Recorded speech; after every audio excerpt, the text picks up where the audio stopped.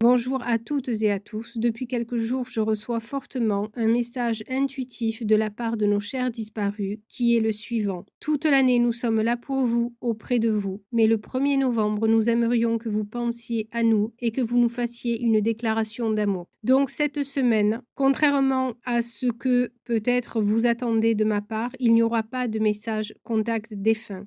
Par contre, je vous propose de vous lire 1 ou 2 prières, je ne sais pas encore, et je vous tirerai certainement ensuite des cartes oracles ou des cartes angéliques, je ne sais pas non plus, pour savoir ce que votre âme a à vous dire. Dans l'instant, je vous demande pour eux de prier pour eux. Donc, allumons comme je l'ai fait chez moi une bougie, brûlons de l'encens, brûlons de la sauge et déposez un verre d'eau sur un coin de table ou sur un autel avec leurs photos et une assiette avec quelques fruits secs ou quelque chose qu'ils aimaient particulièrement de leur vivant, comme un mouchoir imbibé d'eau de Cologne, petit clin d'œil à ma grand-mère. Et une prière peut simplement se rappeler un souvenir heureux. Ensuite, donnez-leur de vos nouvelles et parlez-leur, ils sont en demande. Merci de votre compréhension, poussière de lune.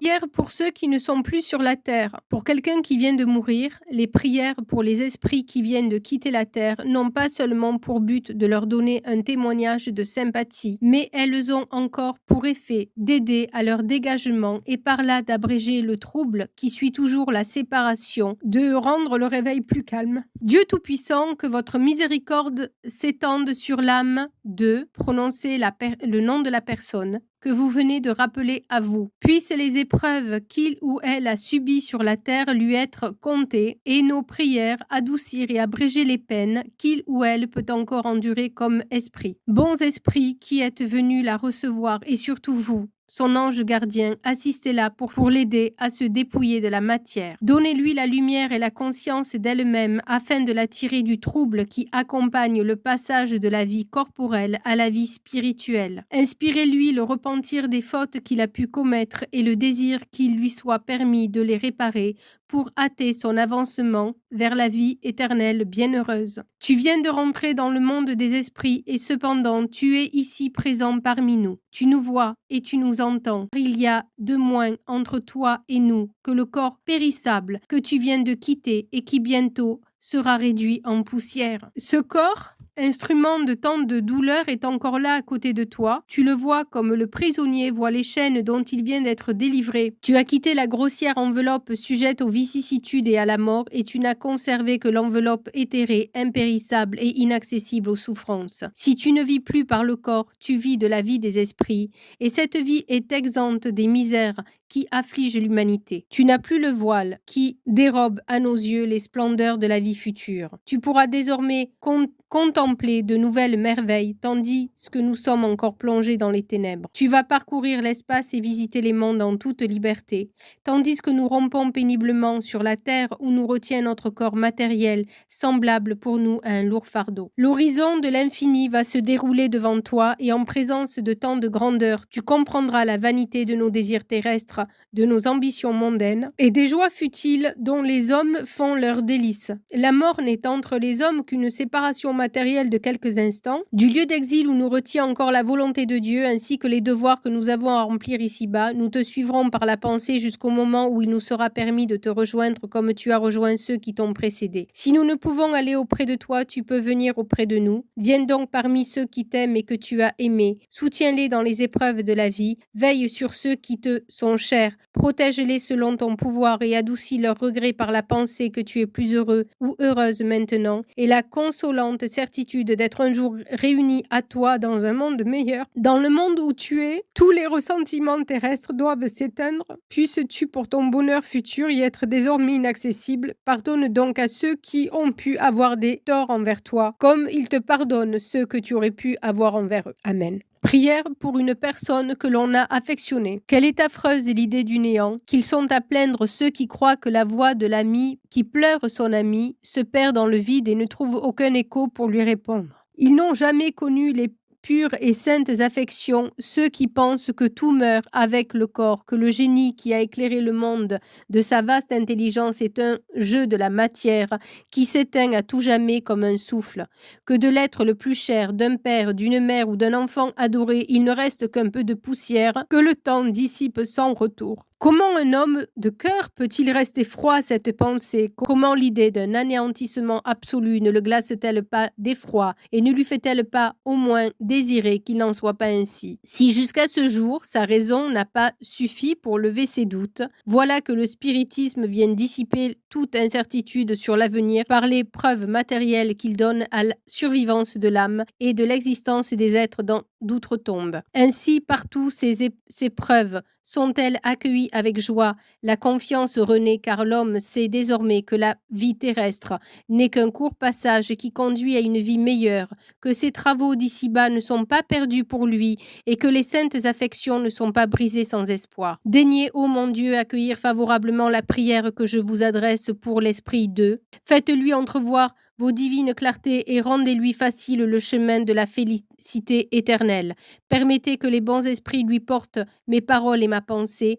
Toi qui m'étais cher en ce monde, entends ma voix qui t'appelle pour te donner un nouveau gage de mon affection. Dieu a permis que tu fusses délivré le premier. Je ne saurais m'en plaindre sans égoïsme, car ce serait regretter pour toi les peines et les souffrances de la vie. J'attends donc avec résignation le moment de notre réunion dans le monde plus heureux où tu m'as précédé. Je sais que notre séparation n'est que momentanée et que si longue qu'elle puisse me paraître, sa durée s'efface devant l'éternité de bonheur que Dieu promet à ses élus. Que sa bonté me préserve de rien faire qui puisse retarder cet instant désiré et qu'il m'épargne ainsi la douleur de ne pas te retrouver au sortir de ma captivité terrestre. Oh, quelle est douce et consolante la certitude qu'il n'y a entre nous qu'un vide matériel qui te dérobe à ma vue. Que tu peux être là, à mes côtés, me voir et m'entendre comme autrefois et mieux encore qu'autrefois, que tu ne m'oublies pas plus que je ne t'oublie moi-même, que nos pensées ne cessent pas de se confondre et que la tienne me suit et me soutient toujours, que la paix du Seigneur soit avec toi. Amen. Prière après la mort d'un être cher.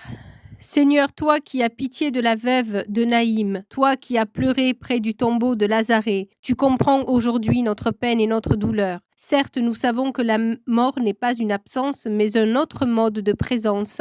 Aussi, nous te demandons l'espérance de continuer à vivre avec cet être cher qui nous a quittés et d'avoir un jour la joie de le retrouver en famille dans le ciel. Mais si notre toi et notre espérance nous soutiennent, il n'en demeure pas moins vrai que notre cœur est accablé de douleur. Viens, Seigneur, Jésus, consolez tes enfants, car seul tu es notre force et notre soutien. Sainte Vierge Marie, vous qui avez tant souffert au pied de la croix, donnez-nous et montrez-vous notre mère, en demeurant près de vos enfants qui pleurent et qui souffrent. Ô Notre-Dame, priez pour qui nous a quittés et pour jusqu'à l'heure de notre mort. Amen. La dernière prière sera pour les personnes qui se sont suicidées. L'homme n'a jamais le droit de disposer de sa propre vie, car à Dieu seul appartient de le tirer de la captivité terrestre quand il le juge à propos. Toutefois, la justice divine peut adoucir ses rigueurs en faveur des circonstances, mais elle réserve sa sévérité pour celui qui a voulu se soustraire aux épreuves de la vie. Le suicide est comme le prisonnier qui s'évade de sa prison avant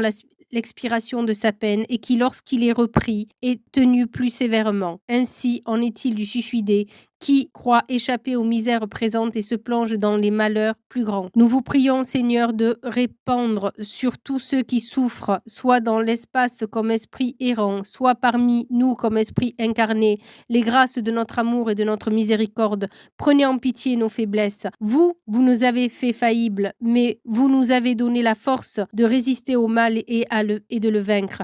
Que notre miséricorde s'étende sur tous ceux qui ont pu résister à leurs mauvais penchants et sont encore entraînés dans une mauvaise voie. Que vos bons esprits les entourent, que votre lumière luise à leurs yeux et qu'attirés par sa chaleur vivifiante, ils viennent se prosterner à mes pieds, humbles, repentants et soumis. Nous vous prions également, Père de miséricorde, pour ceux que mes frères qui n'ont pas eu la force de supporter les épreuves terrestres. Vous nous donnez un fardeau à porter, Seigneur, et nous ne devons le déposer qu'à vos pieds, mais notre faiblesse est grande et le courage nous manque quelquefois en route. Ayez pitié de ces serviteurs indolents qui ont abandonné l'œuvre avant l'heure. que notre justice les épargne et permette à vos bons esprits de leur apporter le soulagement, les consolations et l'espoir de l'avenir. La vue du pardon est fortifiante pour l'âme. Montrez-le, Seigneur, aux coupables qui désespèrent et soutenus par cette espérance, ils puiseront des forces dans la grandeur même de leurs fautes et de leurs souffrances pour racheter le passé et se préparer à conquérir l'avenir.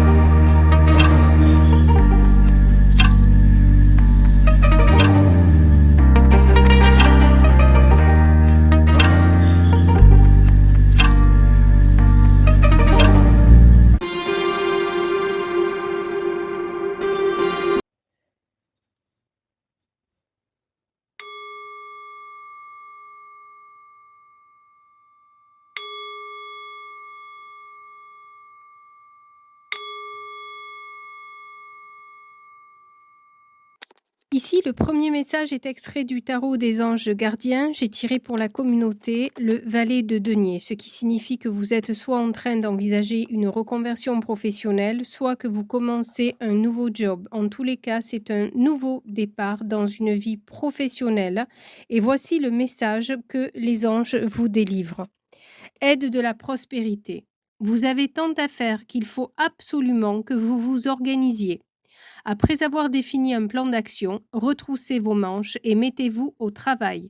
Vos anges gardiens sont à proximité, prêts à vous aider. Cette lame représente une personne, vous peut-être, une personne chère, gentille et loyale, au grand cœur, vive d'esprit et d'une infinie patience. La deuxième carte est issue de l'oracle guérison de l'âme. Ici, nos anges nous envoient un message très fort. La carte que je redoutais le plus personnellement, l'humiliation, vient de sortir.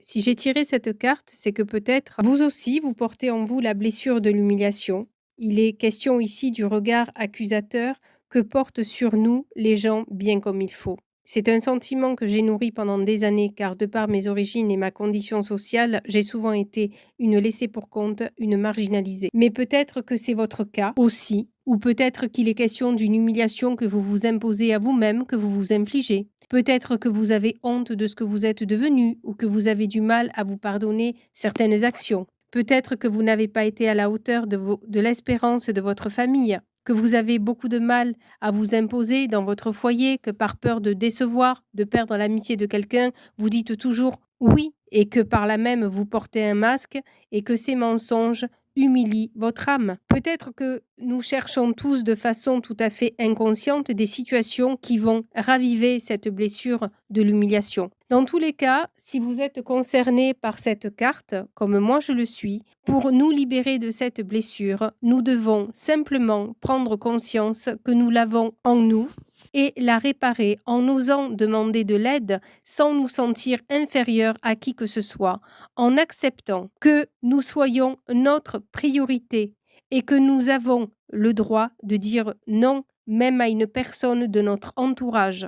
Nous retrouvons alors notre place dans le monde. Libération, fermez les yeux, prenez 3 bonnes inspirations, puis répétez 3 fois cette phrase. Aujourd'hui, je me libère de la blessure d'humiliation, ici et maintenant. Aujourd'hui, je me libère de la blessure d'humiliation, ici et maintenant. Aujourd'hui, je me libère de la blessure d'humiliation ici et maintenant. Fermez les yeux, prenez 3 bonnes inspirations, puis répétez 3 fois cette phrase. Aujourd'hui, je pense à mes besoins en priorité ici et maintenant. Aujourd'hui, je pense à mes besoins en priorité ici et maintenant. Aujourd'hui, je pense à mes besoins en priorité ici et maintenant. Apprenons à dire non aux autres. Moi, personnellement, c'est fait, mais ça m'a pris 15 ans de thérapie. J'ajoute que la carte porte le numéro 37. Le 3 et le 7 sont 2 chiffres mystiques. Le 3 qui représente la Trinité, la naissance,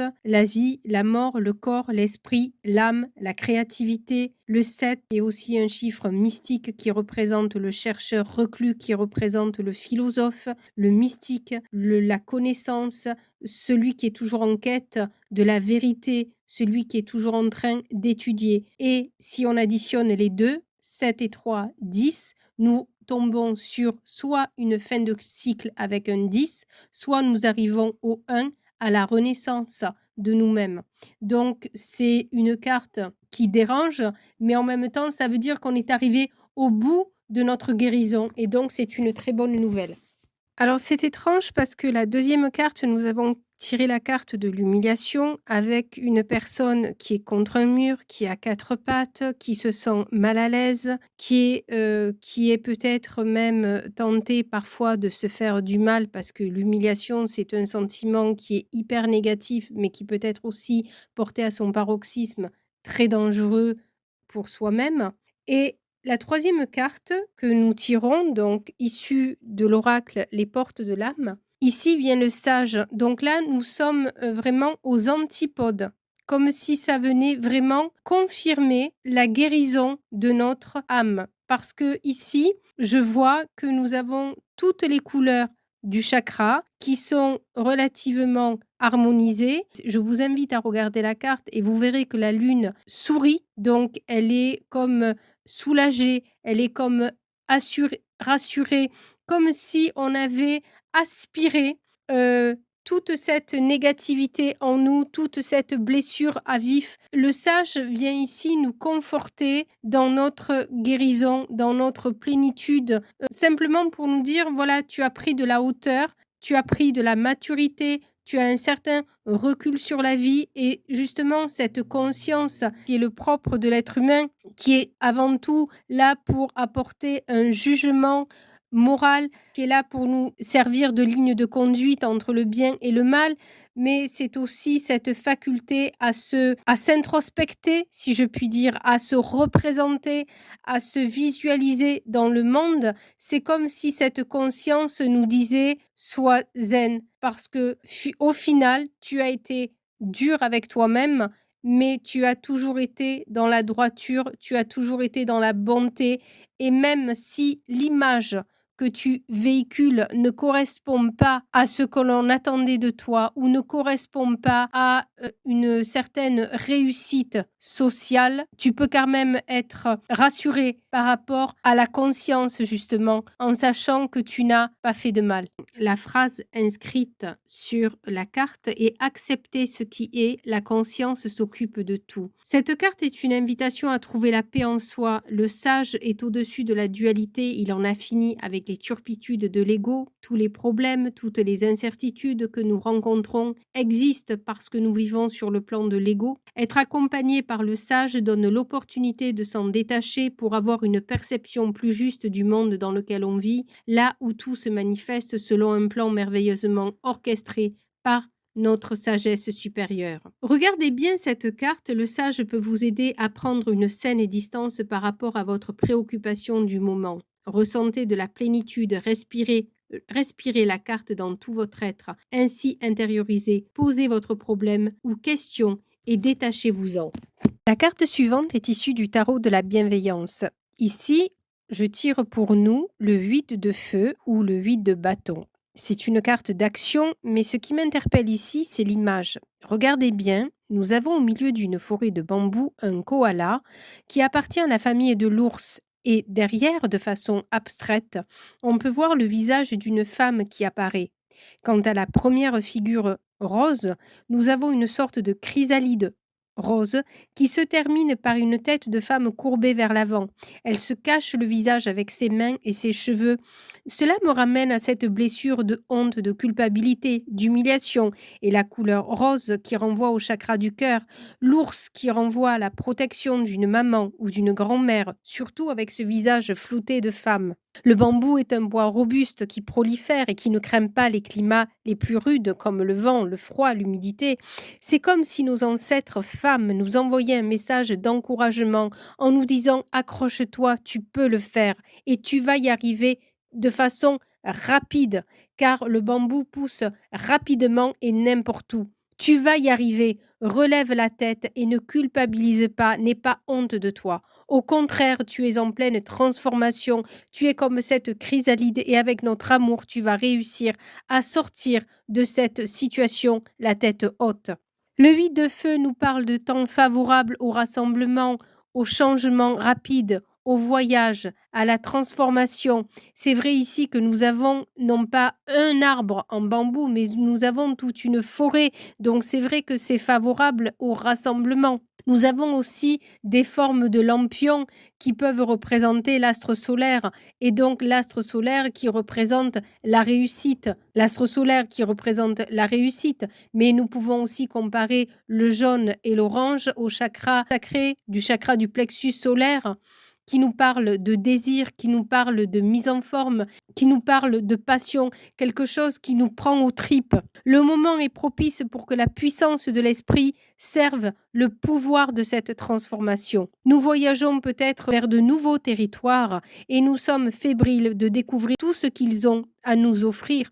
Ce qui nous renvoie aussi à la première carte qui nous parlait d'un valet de denier. Donc nous sommes au commencement, nous sommes aux prémices d'une nouvelle ère professionnelle. Nous sommes stimulés par une aventure qui ne fait que commencer et ça n'engage que moi. Mais cette forêt, ces lampions, me parle sur un plan humanitaire. Je pense que ce 8 de feu ne s'adresse pas simplement à toute une communauté, comme si l'humanité était en marche vers un nouveau monde. Ces arbres, les uns collés aux autres, me rappellent le rassemblement, comme si nous étions confrontés à une nouvelle ère qui arrive vers nous à grands pas.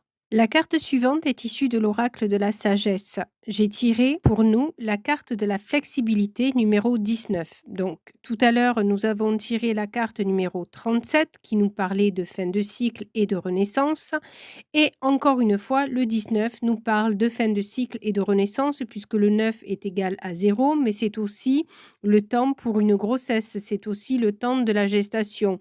Et justement, cette gymnaste appuie ses mains sur un œuf où l'on peut voir un visage. On dirait même que ce visage est emprunté à Bouddha. Nous avons aussi 3 globes terrestres avec des fleurs. La couleur orange qui correspond à la couleur du feu, du chakra sacré, qui est relié à la créativité, aux émotions. Les mains posées sur l'œuf sont vertes pour rappeler la terre, pour rappeler Gaïa, pour rappeler aussi l'archange Raphaël, qui est l'archange de la guérison. Le vert qui nous parle aussi du chakra du cœur, qui nous parle aussi d'espoir. La marguerite qui symbolise la candeur, la jeunesse, l'innocence.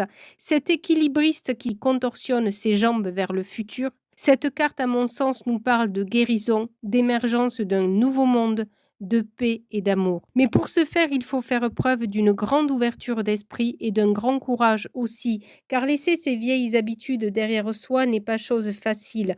Pour moi, et cela n'engage que moi, mais la première forme d'intelligence est l'adaptabilité. Et quand on voit ce 8 de feu et quand on met les 2 cartes l'une à côté de l'autre, on a d'un côté le 8 de feu qui me fait penser à une armée qui s'avance et cet œuf qui promet un temps de paix. Allons voir ce que l'auteur a à dire. Flexibilité. La flexibilité, c'est la capacité à apprendre, l'ouverture d'esprit, être adaptable sans compromettre ce qui importe le plus. Les racines d'un arbre sont solidement plantées dans la terre et pourtant, quand souffle l'ouragan, ses branches peuvent ployer, là où une structure rigide comme un édifice s'écroulerait. Voyez comment l'arbre reste souple et sûr lorsque tout autour de lui virait au désastre. C'est ainsi qu'il vous faut être maintenant, prêt à apprendre de nouvelles choses, avide de savoir, flexible et néanmoins fermement attaché à qui vous êtes. Le gros bon sens est important, mais l'ouverture d'esprit aussi. Restez curieux, restez ouvert,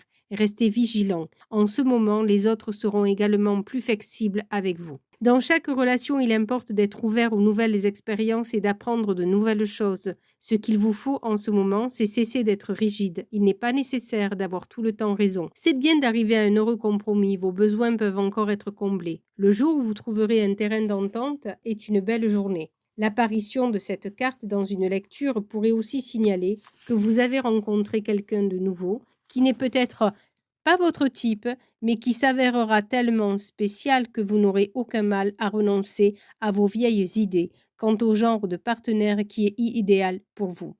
Soyez flexible, vous serez content d'avoir fait ce choix. La carte suivante est issue de l'oracle Le cheminement de l'âme. Il est sorti la carte Solitude. Nous pouvons voir sur cette carte un globe et 8 femmes qui peuvent s'apparenter au rayon d'une roue, comme 8 piliers qui soutiennent le monde, 8 femmes. Et pourtant, le mot solitude qui se compose lui aussi de 8 lettres et c'est antagoniste car le 8 nous parle de solitude mais qui rassemble, qui unit, un peu comme si nous étions seuls avec un pouvoir magnétique d'attirer à nous les autres. Le 8 est un chiffre intéressant en numérologie puisqu'il nous ramène à la justice, au pouvoir, à l'argent, à la domination, à une personne aussi, à une autorité charismatique, naturelle. Ça peut être rattaché à une personne multitâche, à un visionnaire qui aime relever les défis, qui a des objectifs très élevés. C'est quelqu'un aussi qui développe une grande confiance en soi, quelqu'un d'audacieux, quelqu'un qui avance pour la réussite. Le 8 peut s'apparenter en termes d'astrologie au bélier. C'est quelqu'un qui fonce. C'est aussi quelqu'un qui sait convaincre. C'est quelqu'un qui a du bagou. Et la phrase qui s'apparente à cette carte solitude est encore un antagonisme puisqu'elle nous dit « Je sais que je ne suis jamais seul ». Donc, allons voir ce que nous dit l'auteur par rapport à cette carte. Cette carte est venue à vous pour vous rappeler qu'il y a une différence entre être seul et se sentir seul. La solitude dérive d'une incapacité à apprécier la compagnie de la personne la plus importante de votre vie, c'est-à-dire vous-même. Si la solitude vous accable, vous devez vous efforcer de créer une relation saine avec vous-même. Ce n'est qu'alors que vous attirerez d'autres personnes qui nourriront votre âme. Si vous ne commencez pas par établir un rapport positif à vous-même, vous n'attirerez que des personnes négatives. Pour créer cette relation saine avec vous-même, vous devez commencer par vous sentir digne d'aimer et d'être aimé. Le pessimisme ambiant dans nos sociétés peut avoir un impact sur votre estime de vous-même si vous n'avez pas la conviction forte que vous êtes quelqu'un de précieux et d'important. N'assimilez pas la solitude à une faiblesse. C'est simplement votre âme qui vous dit qu'il est temps de faire un travail intérieur et de rediriger vos pas pour que vous puissiez devenir radieux. Dans le silence de votre âme, vous prendrez conscience que vos enseignants, vos guides et votre famille spirituelle sont à vos côtés, car vous n'êtes jamais seul. Avec cette couleur bleue qui nous rappelle le chakra gorge, on associe ce chakra gorge à ce chiffre 8. Solitude peut s'apparenter aussi au justicier qui peut se sentir seul, incompris. On peut ressentir aussi avec cette carte solitude et ce chakra de gorge une incompréhension. On peut aussi être prêt à libérer par le chakra gorge des ressentiments. Le message intuitif qui me vient à la vue de cette carte solitude, c'est une personne pas forcément seule, mais une personne qui s'est intériorisée, une personne qui s'est isolée, une personne introvertie qui commence peut-être à s'ouvrir aux autres à l'aide d'une thérapie et qui commence à exprimer ses ressentiments et qui justifierait une guérison. Solitude qui peut rimer aussi avec exclusion. Le prochain message est issu de l'oracle Message de ton âme et j'ai tiré la carte Vibrer. Ici, nous avons encore un arbre qui nous renvoie au chakra racine, qui nous renvoie à Terre Gaïa, qui nous renvoie aussi avec ce vert à la couleur de la guérison, de l'apaisement, de la paix. Je vais vous lire le message écrit sur la carte. Lève-toi, ressens ton ancrage profond à la terre, sens ta connexion intense au ciel. Laisse la vibration qui t'anime, qui te passionne et qui t'énergise traverser ton être et te porter. Et cette carte vibrée résume à elle seule le valet de denier et le 8 de bâton que nous avons tiré précédemment. Donc, encore une fois, nous sommes dans la continuité. En début de vidéo, je vous ai donné mon ressenti, à savoir que les défunts cette semaine ne voulaient pas vous communiquer de messages, mais qu'ils voulaient par contre recevoir vos messages pour être dans un échange. Et par habitude, je me suis trompée et j'ai pris l'oracle pour communiquer avec ces défunts. Et je vous ai laissé la carte pour que vous puissiez constater par vous-même que les défunts ne veulent pas vous parler cette semaine. J'ai tiré la carte indisponible. Pour le moment, votre défunt ne peut pas vous répondre. Il est en processus de prise de conscience ou bien il ressent de la confusion. Nous vous demandons alors de faire des prières pour aider cette âme. Ne vous inquiétez pas, votre ange gardien est là pour veiller sur vous. Une synchronicité de dingue. Et nous sommes encore sur la couleur verte qui est la couleur de la guérison et qui est la couleur de la paix. Je terminerai cette guidance angélique par 2 messages de papillons, puisque les papillons sont reliés directement à l'au-delà.